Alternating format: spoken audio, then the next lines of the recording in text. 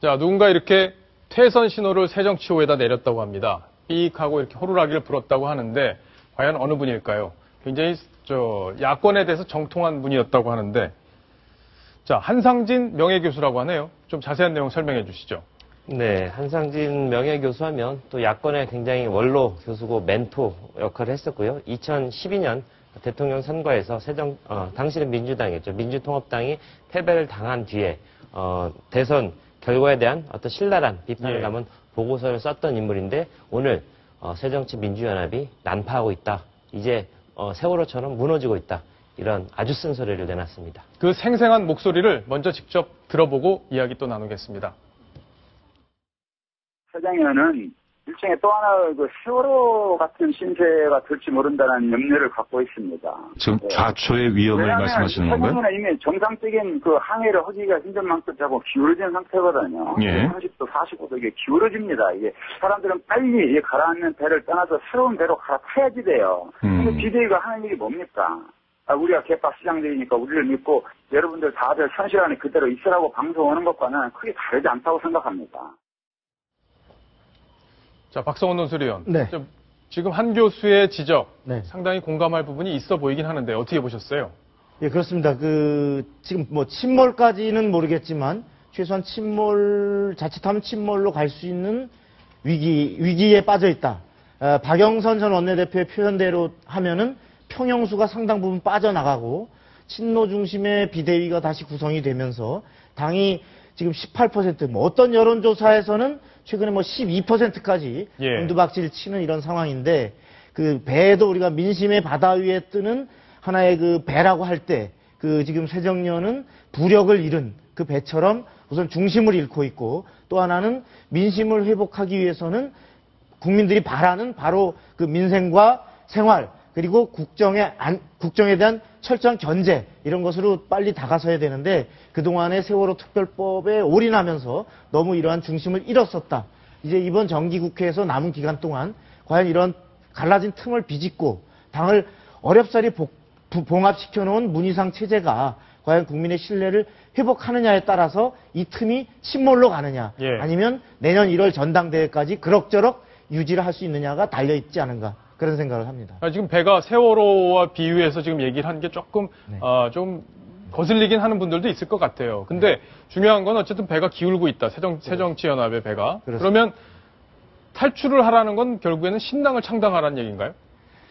아마도 한상진 명예교수가 얘기하는 탈출하라는 얘기는 우선 다 지금 새정연을 뛰쳐나가라 이런 얘기보다는 이 지도부, 지금 비상대책위원이라고 하는 이 분들이 과연 위기로 느끼고 국민들에게 다가설 처방을 내놓기보다는 친노 중심의 이러한 다수 이 체제를 크게 흔들지 않는 범위 내에서 당의 개혁의 목소리, 중도의 목소리를 담지 못하고 있기 때문에 당이 평형을 잃고 있다. 이런 경고를 하는 것으로 봐야 될 것 같습니다. 어떤 면에서 한상진 교수가 당을 새로운 시대에서 새로운 신당을 창당하라는 그런 메시지를 던진 것이라고도 볼 수 있는데요. 한상진 교수 하면 안철수 신당을 만들 때 안철수 당시 외부에서 세력화하고 있는 안철수 씨와 함께 어떤 새로운 정치를 한번 꿈꿨던 그런 인물 아니겠습니까? 그렇기 때문에 현재의 새정치연합으로서는 미래가 없다. 그렇기 때문에 뜻이 맞는 사람들끼리 다시 헤쳐 모여서 새로운 식의 당을 한번 만들어보자. 이런 메시지를 던진 거라고도 볼 수 있겠습니다. 오늘 문재인 의원에 대해서도 좀 비판적인 얘기를 내놨습니다. 박성원 논설위원. 네. 이 문재인 의원에 대한 한상진 교수의 비판, 예전에도 여러 번 있었는데 오늘 또 아주 신랄하게 얘기를 했네요. 네. 문재인 의원에 대해서는 지금 화면에 나오고 있죠. 문재인 의원은 항상 당과 일체감을 갖지 못했다. 본인은 잘하고 있는데 당이 잘못해서 본인이 피해를 받는다는 피해의식까지 갖고 있었다고 본다. 이런 아주 비판을 했습니다. 지난 대선 평가 때에 평가위원장을 맡았던 한상진 교수가 한 평가의 핵심은 바로 후보가 기본적으로 잘못됐다. 그 다음에 당의 선대위를 책임졌던 친노 중심의 주요 구성원들이 잘못했다. 이 부분을 아주 강도 높게 비판하고 이것을 백서로 내려고 했는데, 이것을 문희상 당시 비대위원장, 그 당시 대선 패배 직후에 비대위원장을 맡았던 문희상 위원장이 이렇게 가다간 당이 깨지겠다 싶어서 사실은 채택을 안 했습니다. 바로 그때에 가졌던 문재인 전 후보에 대한 인식, 그리고 그것을 다시 반복하고 있다. 이러한 새정년은 희망이 없기 때문에 이대로는 안 된다라고 하는 것을 다시 한번 강조하고 있는 것 같습니다. 예, 하태원 차장, 과거에 이 한상진 교수가 문재인 의원 보고 좀 정치를 손을 떼라 이런 얘기까지 했었죠. 그렇죠. 뭐 진작 그만뒀어야 될 사람이라고 보는 게 한상진 명예교수의 생각일 거고요. 예. 대선 패배 직후에 이런 얘기를 했었습니다. 문재인 의원에게 대해서 학자의 양심을 걸고 당의 미래와 문재인 의원 개인의 미래를 위해 충원한다. 당장 정계 은퇴해서 솔선수범해라. 그렇지 않으면 이 당의 미래도 없고 당신의 미래도 없다. 이렇게 얘기를 했습니다. 당이 완전히 발칵 뒤집혔고 난리가 났죠, 야권에서.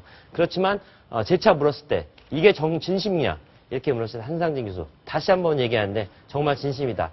문재인 반드시 정계 은퇴해야 된다. 이렇게 확인사살까지 했던 적이 있었습니다. 그래서 야권에서 굉장히 좀 영향력이 있는 교수고 그동안 야권에 대한 애정을 갖고 있었던 교수기 때문에 저런 말에 무게감이 더 실리는 것 같습니다. 자, 지금 새정치 비대위 구성 문제를 놓고도 지금 논란이 계속 벌어지고 있는데 김한길, 안철수 두 사람이 중도 세력을 대표하기 위해서 비대위에 들어와야 된다 이런 얘기들이 있었는데 논의가 좀 진전이 되고 있습니까? 지금 김한길 전 대표는 이제 최근에 안철수 전 대표하고 통화를 했다라는 것이 일부 언론에 보도가 되고 있는데, 이렇게 얘기했다고 합니다. 김한길 대표가, 비대위에 참여합시다. 안에서 싸워야 목소리를 제대로 낼 수 있습니다. 외부에만 있으면 영향력이 약해지지 않겠습니까? 이렇게 설득을 한 거네요. 네, 설득을 했어요. 우리 두 사람이 같이 참여합시다. 이렇게 얘기를 한 거고, 이에 대해서 이제 안철수 전 대표는 일단은 김 전 대표만 참여하시는 게 바람직할 것 같습니다.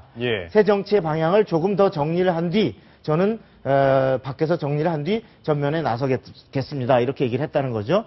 그래서 이 지금 당내에서 중도파 의원들 또 중도 개혁적인 의원들 민주당의 집권을 위한 모임 민진모라고 하는 그 의원들을 중심으로 그 중도의 목소리를 낼 수 있는 중도 개혁적인 인물들이 비대위에 참여해야 된다. 그리고 그 일환으로 김한길, 안철수 같은 사람도 참여를 해야 된다라는 요구가 있었는데 그에 대해서 지금 김한길, 안철수가 일단은 빠져 있다가 김한길 전 대표로부터 참여 의사가 일단은 있는 것으로 지금 보도가 된 거죠. 근데 어쨌든 뭐 비대위에 두 사람이 들어온다고 해서 비대위의 어떤 형식 또 내용 달라질 수 있습니까?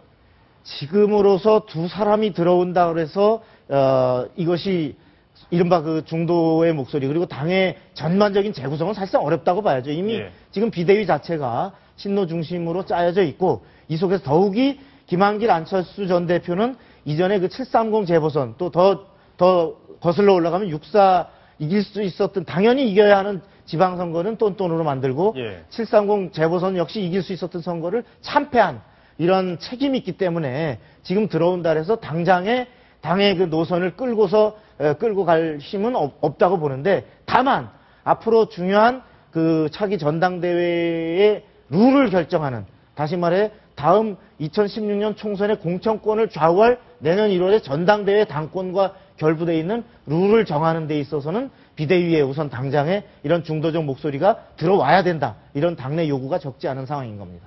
어쨌든 비상대책위 말 자체가 비상할 때 대책을 세우자. 그래서 위원회를 만든 건데 지도부까지 해체했고요. 지금 국민들 눈에 보기에는 좀 그나물의 그 밥이 아니냐 이렇게 비춰질 수도 있을 것 같습니다. 좀 새로운 인물도 많이 발굴하셔서 대책을 찾는 것도 좋은 방법이 되지 않을까 싶습니다.